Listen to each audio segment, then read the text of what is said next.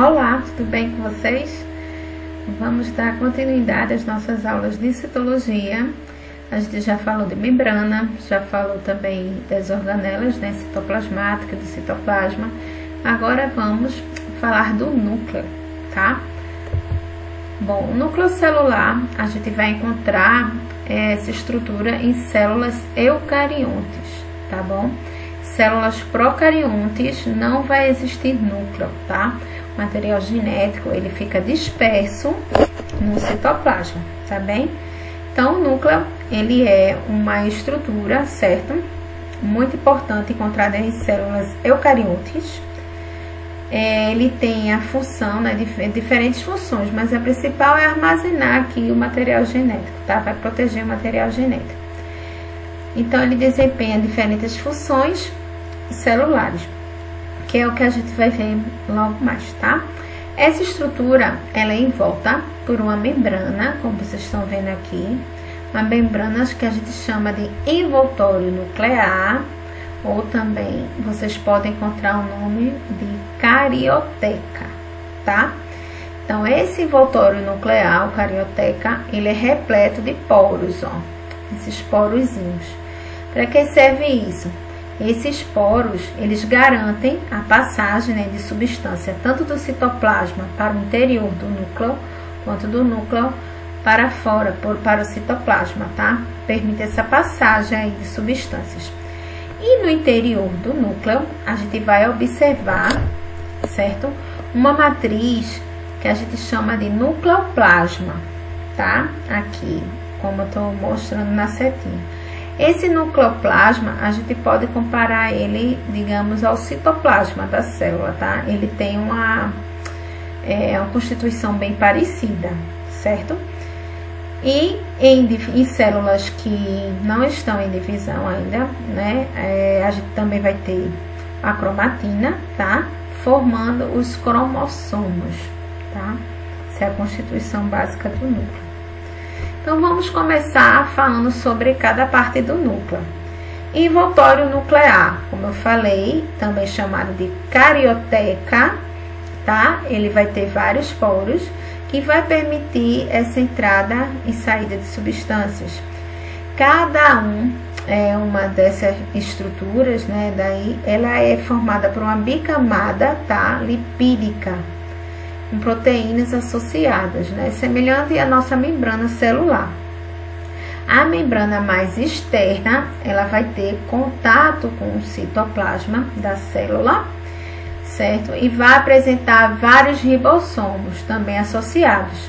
E ela vai estar coladinha com o retículo endoplasmático, tá? Rugoso ou granuloso. Como a gente viu na aula de organelas citoplasmáticas, o núcleo, ele tá bem, essa membrana do núcleo, ela tá associada ao retículo endoplasmático rugoso. A membrana mais interna, certo? Por sua vez aqui, essa membrana mais interna, ela vai estar em contato com a matriz celular, onde vai estar, né, o material genético. O nucleoplasma, como eu falei, ele se assemelha ao citoplasma. Ele vai ter uma constituição parecida. Então, no nucleoplasma, a gente vai encontrar a cromatina, certo? A cromatina, definida, né, como DNA, a cromatina é o nosso DNA, associado a proteínas histonas, tá certo? Aqui eu tenho a cromatina, que nada mais é que o DNA todo enroladinho, certo? Eu tenho a proteína, né, as proteínas histonas, e aqui é meu DNA. Então, essa cromatina aqui, toda enroladinha, nada mais é que o nosso DNA, nosso material genético. E quando ele está super condensado, né, na hora próxima à divisão celular, a gente vai conseguir observar, certo, essa estrutura aqui, que é o cromossomo. A gente consegue, o cromossomo nada mais é que o nosso material genético condensado, tá? Então, dois tipos de cromatina a gente pode identificar, tá? A gente vai poder identificar, certo? Que é a heterocromatina, que é a dupla hélice do DNA, bem condensada, e a eucromatina, que é o DNA menos condensado, né? Aqui, certo? O DNA mais condensado e o menos condensado, certo? Bom, núcleo, ele vai se encontrar dentro do núcleo, tá? É outra parte do núcleo, que quando não está em divisão, certo? Quando a célula não está sofrendo divisão, a gente consegue observar. Então, nele a gente vai observar a grande quantidade de RNA e proteínas, tá? Também como parte de DNA, tá certo? Que vão sair aí dos cromossomos. Então, eles são conhecidos como regiões organizadoras do núcleo. Nessa estrutura, a gente vai ter a formação de subunidades ribossômicas. Na aula que a gente falou sobre síntese, né, de proteínas, a formação lá dos ribossomos, tudo que ocorre no núcleo para o citoplasma. Então, esse processo aí se deve a esses ribossomos, esse RNA que vai estar aqui. A síntese, né, de proteína, ela vai começar aqui, tá? Então, essa estrutura, né, vai formar as subunidades de ribossomos, que depois vão sair do núcleo lá por aqueles poros que estão lá na membrana, tá, do envoltório nuclear, e vão para o citoplasma para formar o ribossomo em si, né? E o ribossomo é a subunidade mais proteínas, né? Aí, essas subunidades vão sair do núcleo e vão para o citoplasma para poder formar um ribossomo. Bom, aqui é só uma imagem para mostrar a vocês, tá? O nosso DNA, né? Que vai se encontrar aqui no núcleo celular. Ele super condensado aqui, formando o cromossomo. Bom, quais são as funções do núcleo celular? A gente tem o controle das atividades celulares, estabelecendo aí quando as proteínas, por exemplo, vão ser produzidas. O armazenamento da informação genética, né, fundamental, uma vez que é nele que a gente vai ter as informações, né, das nossas características que vão ser passadas para os nossos descendentes, tá? Então, a maior parte do DNA tá lá no núcleo, ela está lá, ela é armazenada, né, essa informação genética no núcleo, no DNA. E esse DNA, ele tá protegido, tá, pelo núcleo, certo? Duplicação do DNA, toda vez que a célula ela for se dividir, ela vai sofrer uma mitose ou uma meiose, que vai ser nossas próximas videoaulas. Eu vou falar sobre divisão celular. Aí, toda vez que ocorrer, antes de ocorrer essa divisão celular, vai ocorrer a duplicação do DNA. Síntese e processamento do RNA mensageiro, transportador e ribossomal. Então, os RNAs, né, eles são produzidos, sintetizados e processados no interior do núcleo. Bom, vamos falar agora dos cromossomos. A gente vê muito falar sobre cromossomos, material genético, não é isso? Então, o que são cromossomos? Os cromossomos, eles são filamentos de cromatina espiralados, né, presentes no núcleo das células. E a cromatina, ela é formada de DNA. Eu tenho aqui o cromossomo, filamentos de cromatina, né, que é o cromossomo, que é formado pelo DNA. O DNA é uma molécula gigantesca. Então, ele fica todo espiralado, né, para poder ir no seu auge, né, condensado, formando o cromossomo, tá? Então, ele está associado a proteínas, que são as histonas, certo? E outras que são cromossômicas, que não são histonas. A cromatina, ela pode também se apresentar, como eu falei lá no início do vídeo, como eucromatina, que é o DNA ativo, tá? Para a transcrição, né? Para a duplicação. E a heterocromatina, que é o DNA bem condensado, tá? Que a gente consegue ver aqui, né? Como cromossomo, tá? Inativo, que não vai transcrever os genes. Então, o cromossomo, ele corresponde à cromatina condensada, certo? Partes do cromossomo. A gente tem aí as partes principais, eu coloquei, tá? Tem outras partes também. Mas sim, as partes principais pra gente ver hoje, tá? Na nossa aula. Cromátide, que é o resultado da divisão, né, dos cromossomos durante a divisão celular, certo? Nada mais é que essas partes aqui, ó, idênticas, tá? Homólogas. O centrômero, que é onde divide, tá? Os braços, isso aqui são os braços do cromossomo, tá? O centrômero é como se fosse essa cinturinha aqui do cromossomo, tá? Que vai dividir aí a região dos braços. E o telômero, que são as extremidades finais do cromossomo, certo? Aqui eu tenho ó, a heterocromatina, bastante, né? Condensada é o cromatina aí da espiraladinha, tá? Tipos de cromossomo. A gente classifica os cromossomos de acordo com o centrômero, a posição do centrômero. Então, se o centrômero ele tá numa posição mediana entre os dois braços, tá bem no meiozinho, a gente diz que ele é metacêntrico. Se ele tá um pouquinho acima, né, do braço, e vai ficar um braço maior que o outro, né, no caso aqui, a gente diz que é, certo? Esse braço aqui, né, no caso aqui, bem pequenininho, e esse aqui maior, a gente chama de acrocêntrico, certo? Telocêntrico, a gente nem vê, parece que nem tem outro bracinho, certo? Ele fica bem na extremidade. E o submetacêntrico, ele fica só um pouquinho acima do meio, certo? Mas os braços ficam com tamanhos desiguais. Bom, cariótipo. O que é cariótipo? Acho que vocês já ouviram falar nisso, tá? Cariótipo nada mais é que o conjunto de cromossomos de uma espécie. Então, nós humanos, nós seres humanos, a gente possui 23 pares de cromossomos, totalizando aí 46 cromossomos.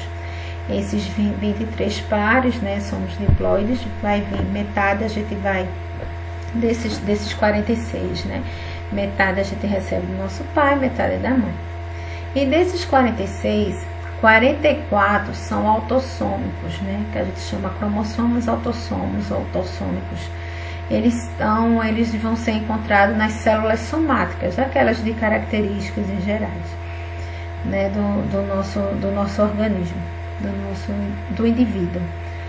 E os outros dois, certo? Eles são cromossomos sexuais, que vai ser o XX quando for mulher, no XY quando for um homem. Aqui eu tenho nossos cromossomos. Todos esses pares aqui são os autossomos. E esse aqui, último, é o cromossomo sexual, tá? A gente herda sempre o X, né, da mãe, ela é XX. E o homem, ele pode passar ou X ou Y. Quando ele passa o X, vai nascer uma mulher, uma menina. Quando passa o Y, nasce menino. Alterações cromossômicas. Então, você já deve ter ouvido falar sobre algumas síndromes, tá? Que eu vou falar aqui.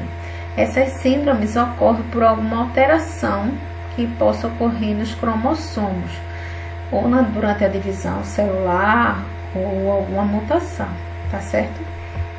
Então, tipos de alterações. A gente tem alteração cromossômica estrutural. Aí, nessas alterações, aí, a gente vai mudar a posição dos cromossomos. Então, eu tenho... e aí tem a numérica, tá? Então, vou falar primeiro da estrutural. Na alteração cromossômica estrutural de deleção, vai acontecer que uma porção do cromossomo, ela se perde, certo? Durante lá a duplicação, o processamento, né, de formação da molécula, né, das proteínas, aminoácidos para constituir o DNA, ela vai se perder, certo? Então, uma parte vai ficar faltando. Aí vai acontecer isso com maior frequência durante a meiose, tá? Na formação de gametas. Duplicação. Na duplicação, vai ocorrer que uma porção do segmento do cromossomo, ela vai ser repetida. Na deleção ele se perde, na duplicação se repete. Aí ocorre que o fragmento, né, que sofreu a deleção da cromátide irmã, forma um extra. Aí as deleções, as duplicações vão ocorrer com maior frequência durante também a meiose, tá? Aí a gente tem também a inversão, que é quando troca, tá? É um processo em que a parte do cromossomo se separa e se organiza de forma invertida. Aqui, como está na imagem, ela se troca. Aqui é o cromossomo homólogo, CD, fica DC. Então, ela fica invertida, certo? Aí, não vai ter perda de material genético, certo? Como ocorre na deleção. Translocação. Nesse caso, vai haver transferência de uma porção do cromossomo ao outro não homólogo, tá? Que é não homólogo, que não está assim pareado. Então, eu tenho aqui, esses são os meus cromossomos, né? Homólogos, aí vai ser transferido de cá para lá, certo? Vai haver uma translocação. Então, essas são as alterações cromossômicas estruturais. Nas alterações cromossômicas numéricas, certo? Podem ocorrer dois tipos, a euploidia e a aneuploidia. A euploidia, ela normalmente não é compatível, tá, com a vida humana. Então, ocorre abortos espontâneos. Então, ela altera completamente o conjunto de cromossomos. A aneuploidia já é compatível com a vida e a gente vai ver algumas síndromes relacionadas a ela, tá? Então, ela não altera um conjunto de cromossomos que é observado. Vai ocorrer apenas a diminuição ou o acréscimo de cromossomos, tá? Aí a gente vai ver aí com a condição da monossomia, 2N-1, trissomia, 2N+1, nulissomia e a tetrassomia. Então, síndrome de Klinefelter é um caso de aneuploidia. O que é que vai acontecer? 2 cromossomos X e 1 cromossomo Y. Então, vai se acrescentar um cromossomo sexual aí, certo? Então, o indivíduo é do sexo masculino, mas ele apresenta órgãos sexuais pouco desenvolvidos, ausência de espermatozoide, podendo causar esterilidade, mama desenvolvida, e o corpo é parecido, né, de formas femininas, por conta desse X extra aí. Então, ao invés dele ser XY, ele vai ser XXY.